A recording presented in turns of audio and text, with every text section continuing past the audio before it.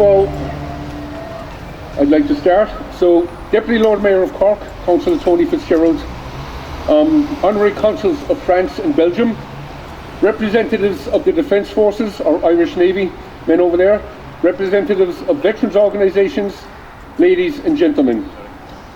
On behalf of the Cork branch of the Western Front Association, I would like to welcome you all to our annual service of remembrance, where we remember those from all countries who died in the Great War of 1914 and 18, and also the members of our Defence Forces who sacrificed their lives in the noble cause of world peace. I would also like to say a special bonjour to the members of our French community who have joined us here today, and I hope I get this right, Dzień dobry to the representatives of our Polish community who are here to mark Poland's Independence Day. Now, to begin our ceremony, I would like to invite the Deputy Lord Mayor of Cork, Councillor Tony Fitzgerald, to address you.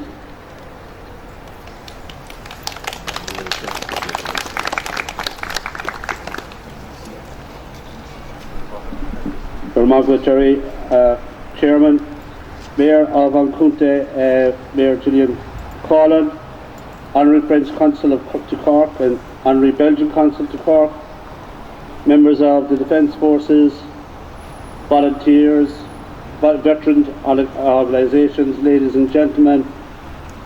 I'm very proud and privileged to represent the Lord Mayor of Cork, Councillor Colm Kelleher, this morning at this morning's Western Front Association annual service of remembrance here at the War Memorial in the South Mall here in Cork City.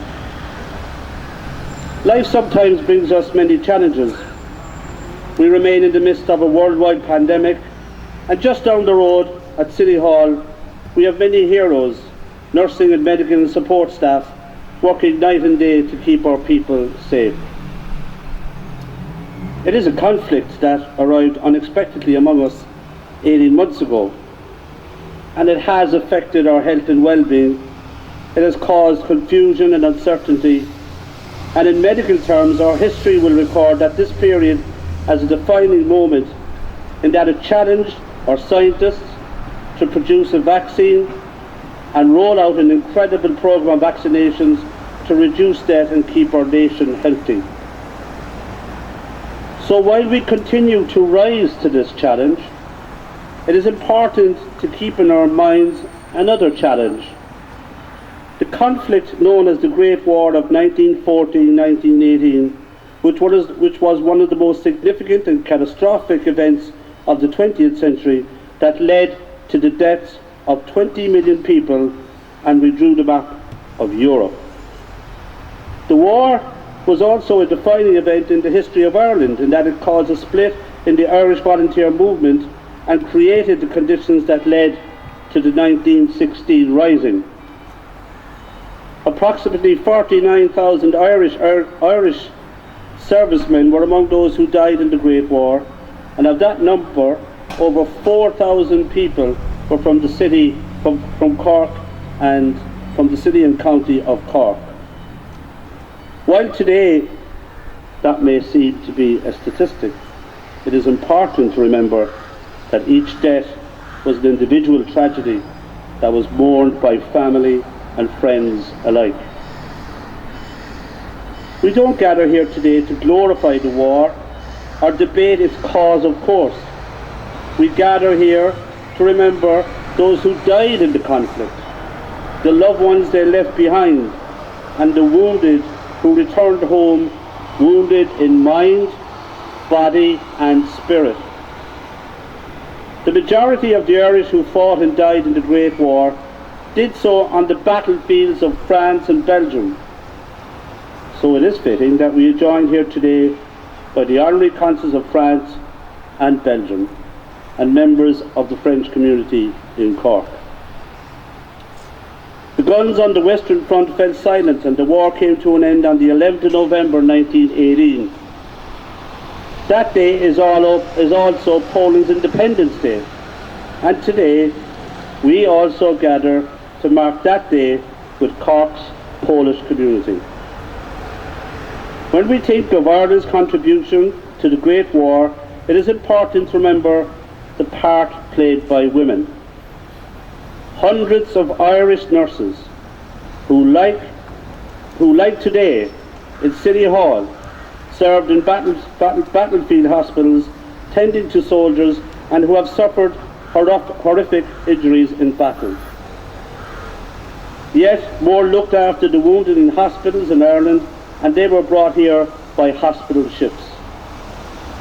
And of course, we remember the mothers who lost a son, the wives who lost a husband, the daughters who lost a father, the girls who lost a boyfriend, and the women who spent the rest of their lives tending to a wounded loved one. They too were scarred by the war. So when we leave here today, it is important that we do so aware of the huge human cost of war and the need for everyone to do their bit to ensure that this generation and those that come after us will never experience its horrors. In closing, I would like to thank Jerry White, Jerry O'Mara and Francis O'Connor and all those involved in the Western Front Association for inviting me here today to this service. Your work has ensured that we never forget those who died and their legacy. An interesting point is that some of the sods here in front of us were brought from France and Belgium by Jerry and placed here in front of the memorial, which I think is a fitting tribute to all those who lost their lives. So this service not only remembers only those from Ireland, but those from all countries who died in the Great War. I am honoured that in a few short moments to place a reed on behalf of the people of Cork City to remember them. So to those who died in the war, I wish God's blessing on their souls. Thank you very much.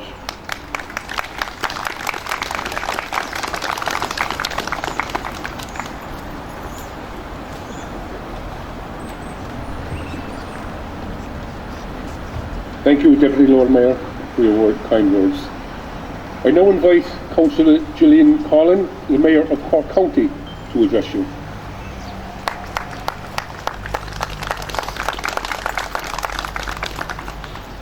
Miss Marie Ricorda, Honorary Consuls of France and Belgium, Deputy Lord Mayor of the City, and Accorda Galer.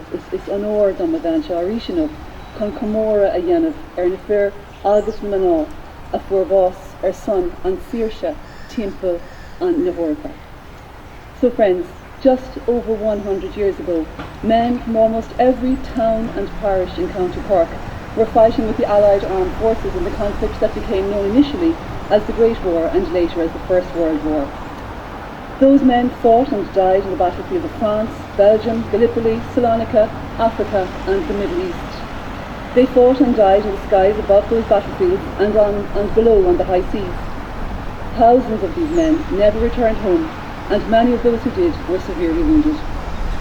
Of those Irish servicemen who died, thousands were buried in military cemeteries, but sadly the remains of thousands more were never recovered, and today their names are inscribed on the many memorials close to where they fell. When we think of the war, the image that immediately springs to mind is of a soldier fighting and dying in a mud-filled trench on the Western Front. But for Ireland, the war at sea was very important also. And I represent the Bandon Kinsale constituency. Of course I represent all of County Cork as the mayor, but my own constituency is Bandon Kinsale. And little towns, little hamlets like Cork McSherry in particular, and Kinsale itself, have long service histories with the armed forces. Thousands of young men from these towns and villages joined the Royal Navy or the Mercantile Marine. For many of these men, the sea was their grave. In fact, the highest number of Cork fatalities in a single day were recorded on the 31st of May 1916 during the epic naval battle of Jutland. Over 500 Cork-born sailors took part in that battle, and at least 125 died when the ship they were on went to the bottom of the sea. The previous year, on the 7th of May 1915, the war at sea came to the people of County Cork. On that day, the passenger liner the RMS Lusitania, was torpedoed and sunk off of the old head of Kinsale with the loss of 1,198 lives. Over 190 of the victims of that tragedy are buried in Cove, while others are buried in Kinsale. When we think of the war, it is important to remember the part played by women, which has been mentioned by my colleague, the Lord Mayor of Cork, who worked as nurses, drivers, administrators, and on the home front. Indeed, the importance of women right down through history is a chapter that I'm really glad to see right through our independence story, as well as the story of both world wars, is coming more and more to the fore, and rightly so. After the war, many Cork families who lost a loved one in the conflict didn't have the money to visit a cemetery where they were buried or view the monument that contained their name. The only thing they retained of their husband, father, son, brother, cousin was a memory. Because of this, memorials like this one and others that were erected around the county were important, as they gave family members a place to remember and reflect. In doing so, they provided some amount of closure. Over the years, each November, people from the city and county of Cork have gathered at this memorial and others in the county to remember those who died in the conflict. And that is what we're here to do at Garda. Remember. Remember. We, therefore, as Mayor of the County of Cork, it is fitting that I join you here today to remember the men from the county who lost their lives and also the loved ones they left behind. It is also fitting that I do so together with the Lord Mayor of Cork and the Honorary Consuls of France and Belgium, as ceremonies like this can remind us that the sacrifice made by people in the Great War was a shared sacrifice, and also the importance of working together now for the common good and working together for a peaceful future. I want to thank the members of the Western Front Association for organising the ceremony and for their invitation to attend and represent the people of County Cork. Agus tá sé go húntaach anna chuid daoine ón cúnta éiscin tan seo, agus daoine ón fórsaí ar Malta, agus na hir daoine ar fad a bhí buinteach leis an rud seo, agus na bhí. So gur má bheith a card as up the ord, gur má go jury as up the agrú agus up an cur, is an organ agus is lá anna hochtach go memid le céile an seo, I chathair Corcaí, éintathe an cúnta agus an chathair le céile ar son an Comóra agus ar son Queenie ar na fear agus na mná sin. Gur má bheith.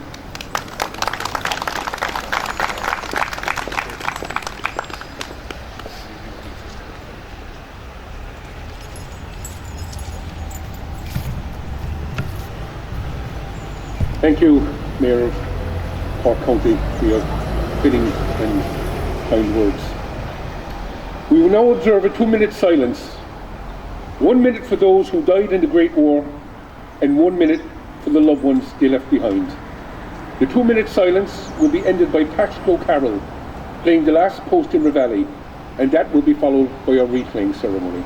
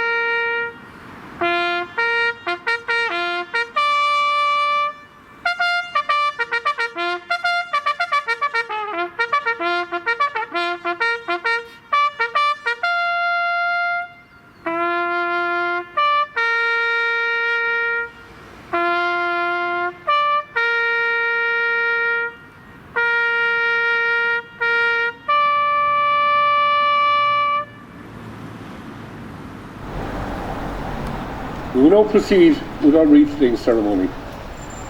First of all, I will call upon the Deputy Lord Mayor of Cork to lay a wreath on behalf of the people of Cork.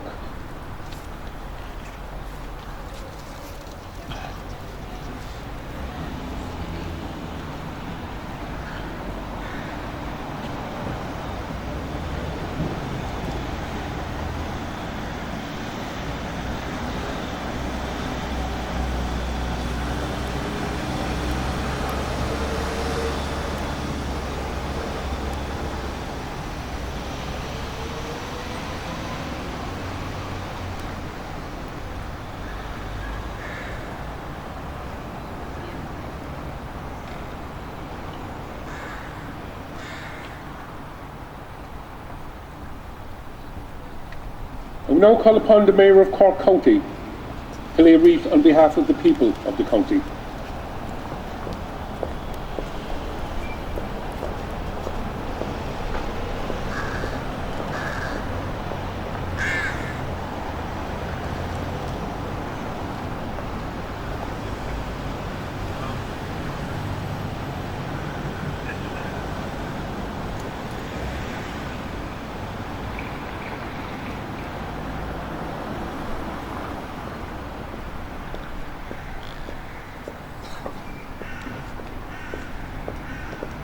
I now call upon Mr. Jocelyn de Gaulle, the Honorary Consul of France, to lay a wreath on behalf of the people of France.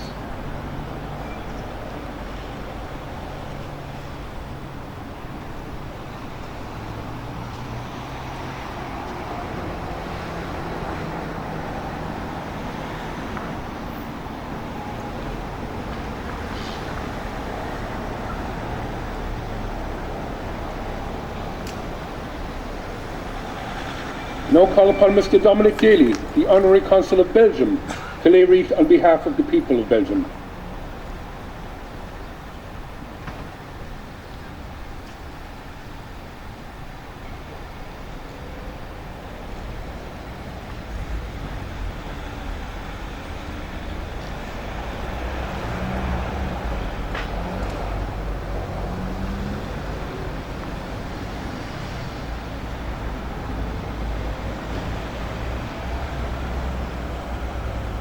I now call upon Mr. Wojciech Bielek of the Together Razum Centre and a representative of Cork's Polish community to lay a wreath in memory of the Polish people who sacrificed their lives fighting for the freedom of their country.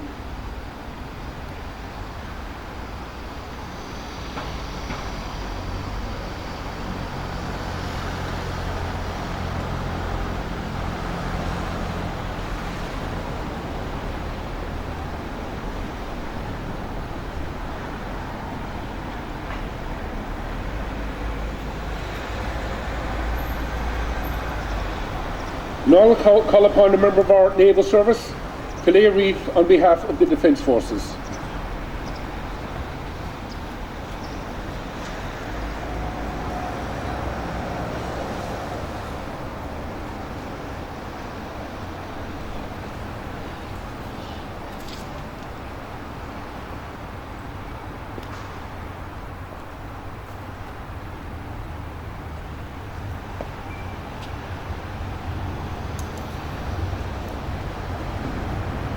Now call upon Mr. Patsy Deneen of Post 5 of the Irish United Veterans Association to lay a wreath on behalf of all the Irish veterans.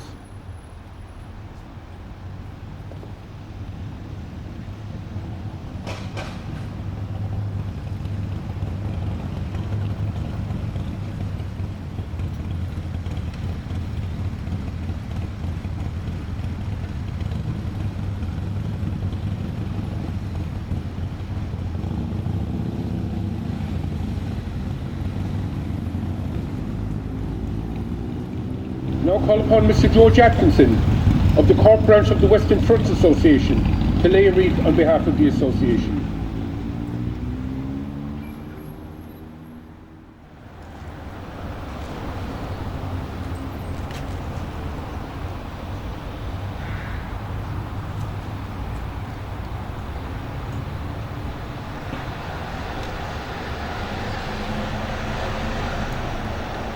Now call upon Mr. Jerry O'Donovan, Chairman of the Cork branch of the Royal British Legion, Clare on behalf of the association.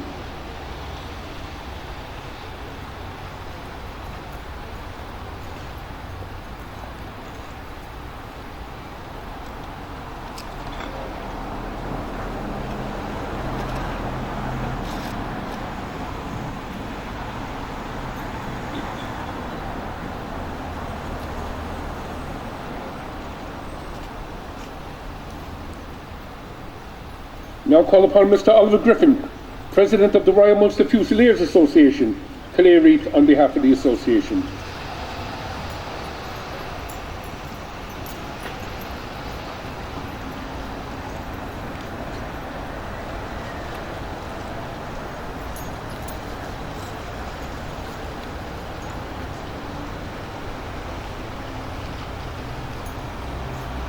I now call upon Mr. Mark Rowlands, Clare on behalf of the Bandon War Memorial Committee.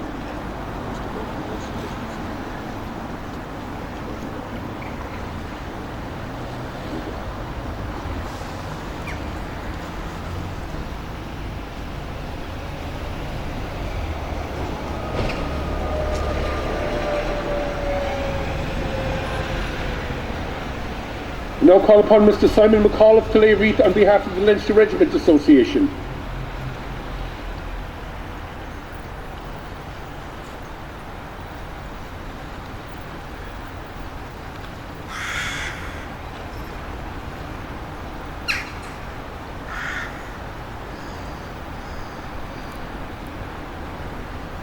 One of the most famous Cork soldiers to fight in the First World War was Mr. John Lucy. John was a former pupil of the North Mon, so now I must call Shane Ryan and a member of the North Mon Monastery History Club, Clare on behalf of the students from that school who lost their lives in the war.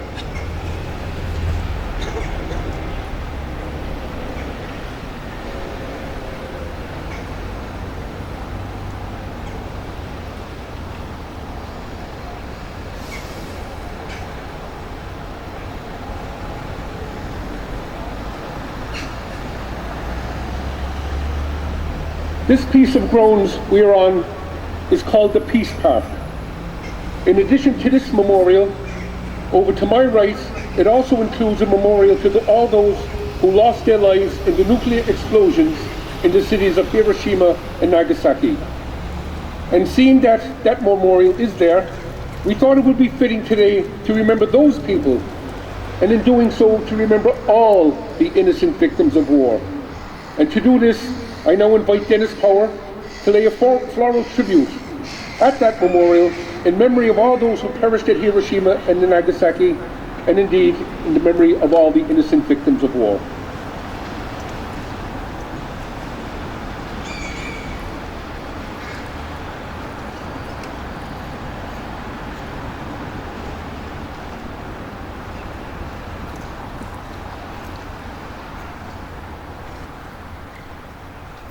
Today, as the Lord Mayor mentioned, the remains of thousands of Irish soldiers lay at rest in the soil of France and Belgium. To the people of those countries, this is considered to be sacred soil, the lands that those soldiers fought and died for to liberate. As the Lord Mayor mentioned, during one of my trips to the Western Front, I brought back a box of soil from France and a box of soil from Belgium, and I mixed it with the soil around this memorial. So today we too are standing on sacred soil. And in recognition of this, that we are now on a part of France, I would like to invite Mr. Jocelyn de Gaulle, the Honorary French Consul, to address you and also members of Cork's French community.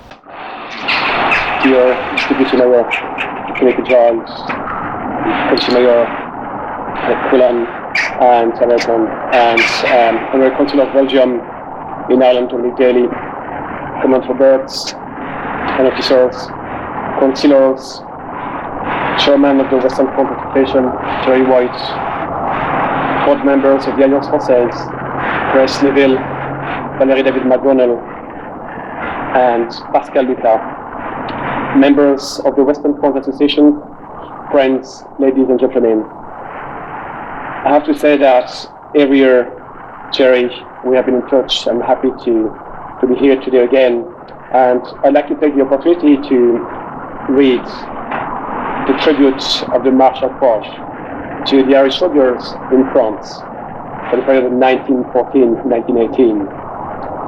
So, to March, I said, they never failed me. France will never forget. Paris, Friday, the 9th of November, 1928. The heroic dead of Ireland have every right to the homage of the living, for they proved in some of the heaviest fighting of the World War that the unconquerable spirit of the Irish race, the spirit that has placed them among world's greatest soldiers, still lives and is stronger than ever it was. I had occasion to put to the test the valor of the Irishmen serving in France, and whether they were Irishmen from the north or the south, or from one party or another, they did not fail me. Some of the hardest fighting in the terrible days that followed the last offensive of the Germans fell to the Irishmen, and some of the splendid regiments had to endure ordeals that might justly have taxed to breaking point the capacity of the finest troops in the world. On the Somme, never once did the Irish fail me in those terrible days. On the Somme, in 1916, I saw the heroism of the Irishmen of the North and South, and arrived on the scene shortly after the death of that very gallant Irish gentleman, Major William Redmond. I saw Irishmen of the North and the South forget their age-long differences and fight side by side, giving their lives freely for the common cause. In war, there are times when the necessity for yielding up one's life in the most urgent duty of the moment, and there were many such moments in our long, drawn-out struggle. Those Irish heroes gave their life freely, and in honoring them on Sunday, I hope I shall not allow our grief to let us forget our pride in the glorious heroism of these men. They have left to those who come after the glorious heritage and an inspiration to duty that will live long after the names are forgotten. France will never forget her debt to the heroic Irish dead, and in the hearts of the French people, today their memory lives as that of the memory of the heroes of old, preserved in the tales that the whole people tell to their children and their children's children. We shall never forget. Some of the flower of the Irish chivalry rest in the cemeteries that have been reserved in France, and the French people will always have these reminders in the death that France owes Irish valor. We shall always see that the graves and these heroes from across the sea are lovingly tended, and we shall try to ensure that the generation that come after us shall never forget heroic dead of Ireland. On behalf of the French community and also the French ambassador, I'd like to thank you, Jerry, for all your organization and what you have done with the members of the Western Front Association. And every year I'll be there, and as much as I can, so I'll be happy to support the Western Front Association. And thank you very much again for organizing today this event. Thank you.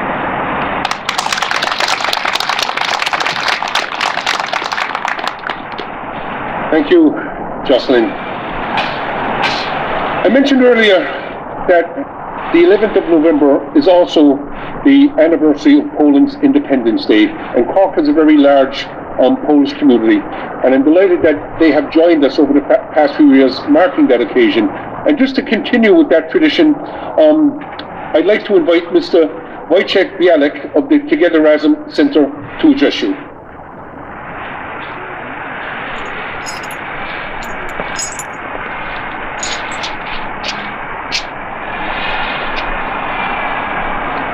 Deputy Mayor, Lord Mayor of County, the veterans, ladies and gentlemen. In Ireland, Remembrance Day marks the end of the World War I. For people of Western Europe, the 11th of November is all about reflection about the First World War in particular, and war in general. But for us, Poles, it's about freedom and independence. On the 11th of November, Poland marked 103 years since it regained independence after 123 years of partitions. Every year, we celebrate all that is best about our country, Poland, and to commemorate the people and events that shape it. Let's remember, however, that the turbulent yet grand history of the homeland of the largest non-national community in Ireland goes back more than 1,000 years. The tale of Poland is one of the defense of freedom and sovereignty against foreign aggressors. Due to its Central European location, the country has experienced numerous wars and uprisings. The stability of Polish democracy, one of the oldest in the world, derives to a large extent from Polish democratic parliamentary traditions that date back to the 15th century and the Jagiellonian dynasty. However, after experiencing numerous wars and crises in the political system, the country was invaded and partitioned at the end of the 18th century, disappearing from the map of Europe for 123 years.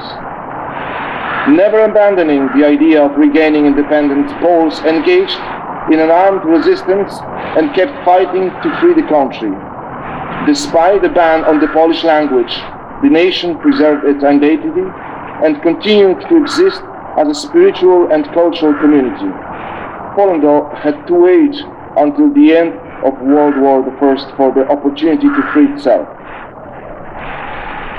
The outbreak of the World War and the major subsequent changes to Europe's political map was the moment that the Polish activists had long been waiting for. Around 2 million Polish soldiers fought on the front of World War I, supporting the armies of the Triple Entente, whilst the Polish political elite sought the endorsement of the French-Russian-British alliance for Poland's independence. Thanks to the efforts, as well as thanks to many favorable events, Poland regained independence on the 11th November 1980. There is so much to celebrate every day, and we celebrated our National Day on Thursday with the Cork City Council, where the Polish flags were raised above the City Hall, and the City Hall was lit white and red. I'd like to thank you on this occasion, the City Council, for recognition, and I also would like to thank you, Jerry, for recognition our part in this ceremony, and thank you for having me here, and we salute to all who volunteered, sacrificed, served, fought, and died for freedom. Thank you.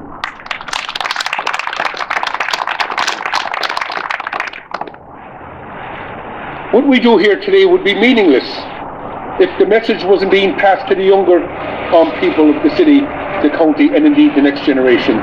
So as part of our wreath-laying ceremony, as the final part, I thought I would invite the youngest member here today, Mr.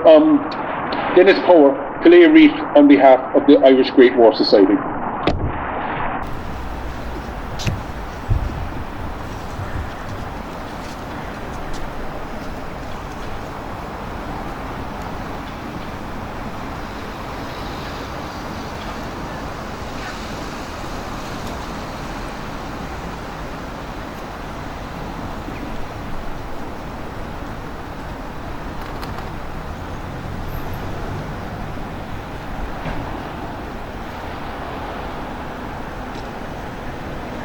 Thank you, Dennis. Let the next generation remember.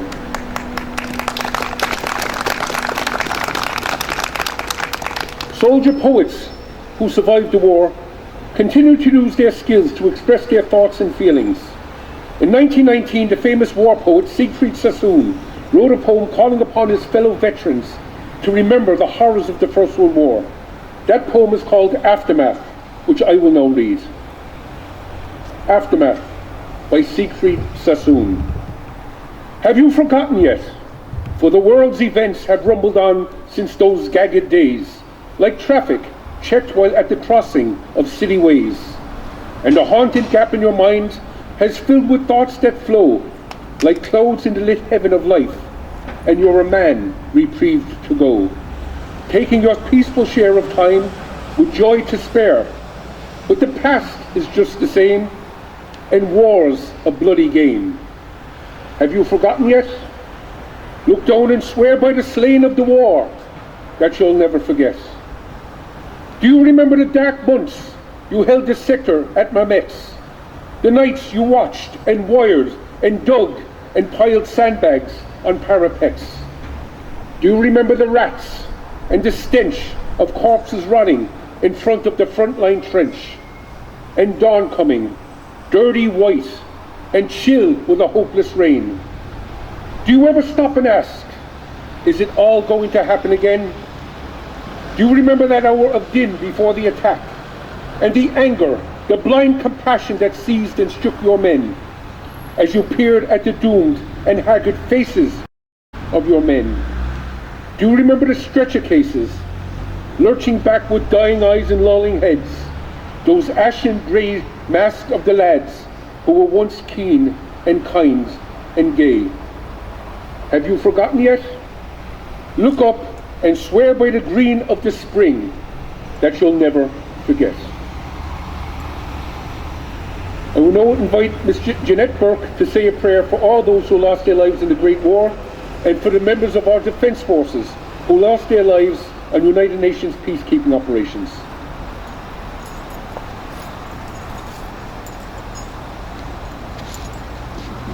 Lord, we have gathered around this memorial today to remember all those from this community and from all countries who were caught up in the tragic events of the Great War. We remember those who were killed in action or by disease. We remember the bereaved, the lost, the families that were shattered, the wounded, maimed and injured, and those who held in silence unspeakable memories of warfare. We also remember the members of the Irish Defence Forces who sacrificed their lives in the noble cause of world peace.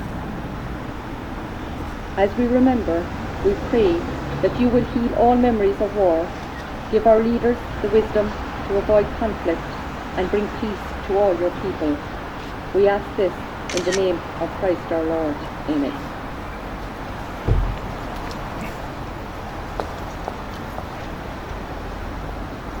Mr. Eugene Power of the Western Front Association will now say the exhortation.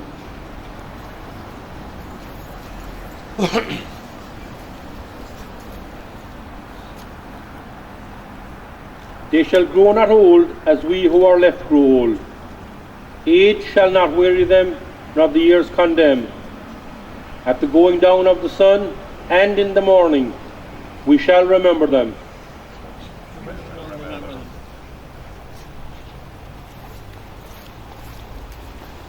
Thank you, Eugene. Our service is nearly finished, but before it ends, there are a couple of people I want to thank. First of all, I have to thank Francis O'Connor, the treasurer of the Cork branch of the Western Front Association, who has worked tirelessly behind the scenes to make this event possible. Without him, it wouldn't have happened, so thank you, Francis. I must also thank Jerry O'Mara, Jeanette, Eugene, Adrian, and the other members of our association. To the Deputy Lord Mayor of Cork, the Mayor of Cork County, the Honorary Consuls of France and Belgium, representatives of the Defence Forces, our veterans organisations, members of our French and Polish communities, and everyone else who attended. I extend my sincere thanks. Your presence here this morning made this our service very special. I now invite Christy McCarthy to pay Piper's Lament as a final tribute to those who we remember here today.